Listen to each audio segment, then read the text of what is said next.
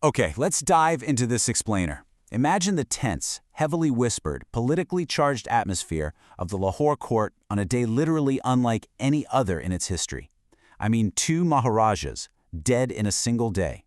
The mighty Khalsa Raj, built up over decades by Maharaja Ranjit Singh, is just suddenly plunged into this unimaginable crisis. It sets off a massive chain reaction of tragedy, betrayal, and a really desperate fight for survival. To truly grasp the sheer scale of this crisis, we've got to start with this incredibly harrowing, visceral scene. Just picture it: bangles breaking, blood dripping, a desperate mother weeping outside a locked door. This was Maharani Chand Kaur. Her husband's funeral pyre is barely cold, right? And now she, along with her pregnant daughter-in-law, are physically beating their fists against a heavy, locked wooden door. And the worst part? Behind that very door, the future of the empire, her own injured son, now Nihal Singh, is being secretly murdered by the exact people who were sworn to protect him. Section 1. A Kingdom in Mourning.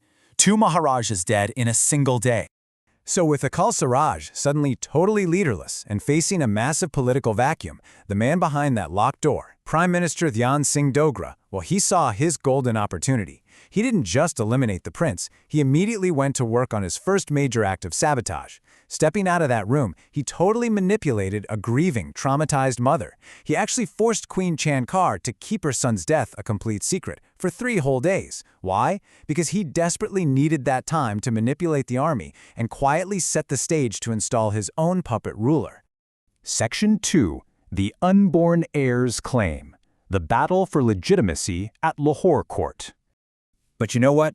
Chand Kaur was far more resilient than her enemies ever anticipated, and the Lahore court quickly turned into an absolute battleground of legitimacy. On one side we have Sher Singh, another son of Maharaja Ranjit Singh, just aggressively grabbing for power with the secret backing of the Dogra brothers. On the other side, Maharani Chand Kaur.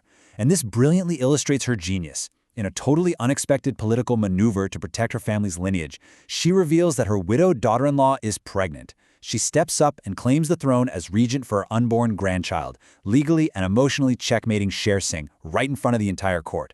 It's an incredible move. Her incredible resilience and sharp political mind actually win the day. The council agrees to her terms, and she achieves something truly historic. She becomes Maharani Chand Kaur, the very first female ruler of the Khalsa Raj. She bravely stood before a court of hardened generals and argued, hey, if Queen Victoria could successfully rule the massive British Empire, a woman could absolutely rule the Punjab. Talk about breaking barriers. Section 3. The Dogra's Web of Deceit, Sabotage from Within. But as amazing as that was, her monumental victory was, tragically, kind of an illusion. The very advisors who had just sworn loyalty to her, specifically the Dogra brothers, immediately launched a calculated, really brutal sabotage from within. Dhyan Singh Dogra deployed this multi-pronged campaign of psychological warfare. First up, he conveniently called in sick so he could slip out of the capital and plot safely from Jammu. From there, his spies started spreading these deeply misogynistic rumors throughout the army ranks, actively questioning a woman's right to lead. They deliberately withheld soldiers' pay, to incite frustration and anger. They even falsely linked the Queen's closest allies to the British to paint her as a traitor, and brazenly promised gold coins and huge pay raises to literally any soldier willing to commit treason against her. Section 4. The Bloody Siege of Lahore. The Khalsa army turns on itself. The tension finally reached a boiling point when Sher Singh marched on Lahore with just 300 men. He was relying entirely on manufactured internal chaos. And it worked. Now, what's really interesting about this slide is that number, between 50,000 to 70,000. That is the staggering amount of highly trained Khalsa soldiers who, poisoned by false rumors and angry over unpaid wages, actually defected from the Queen and joined Sher Singh. The mightiest army in the region had completely turned on itself. Just imagine being in the Queen's shoes at this exact moment. As a massive, defecting army surrounds the fort, she faces yet another layer of treachery. Inside the fort, the guy supposedly responsible for protecting her, Gulab Singh Dogra, intentionally locked everything down. Think about that. Instead of taking his well-equipped troops out to crush Sher Singh back when the guy only had 300 men, Gulab Singh deliberately invited a horrific siege. He literally trapped the Queen inside her own home while ensuring maximum destruction from the outside. And the siege that followed, it was nothing short of apocalyptic.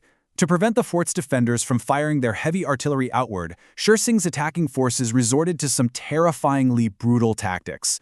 Historical sources describe them going into the city of Lahore, capturing innocent women, and literally tying them to the front of their cannons as human shields. Just an absolute nightmare scenario. Section 5. A Stolen Empty Throne. The Tragic Surrender.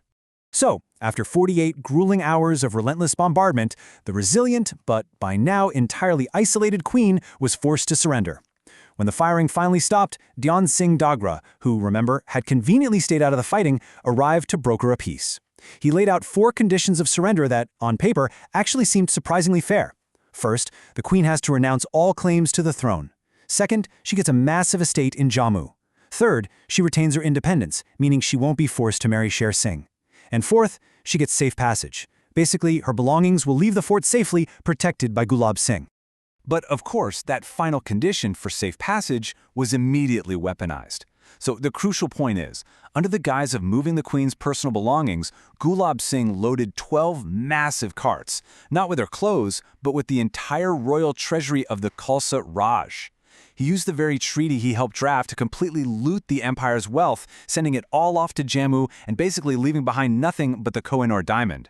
Talk about an inside job. As the new so-called victors claimed their prize, they were surrounded by absolute tragedy. Over 4,000, that is the number of elite Khalsa soldiers left dead, their bodies literally stacked and burning in the streets of Lahore. An army that had once so proudly defended the borders was manipulated into slaughtering itself, all over 2 months of unchecked political greed. It's such a stark, heartbreaking contrast. Just think of Maharaja Ranjit Singh entering a joyful, illuminated Lahore decades earlier, ready to build this glorious, unified empire. And now, look at Sher Singh, literally stepping over the burning bodies of his own soldiers to inherit a blood-stained, looted, and completely empty throne.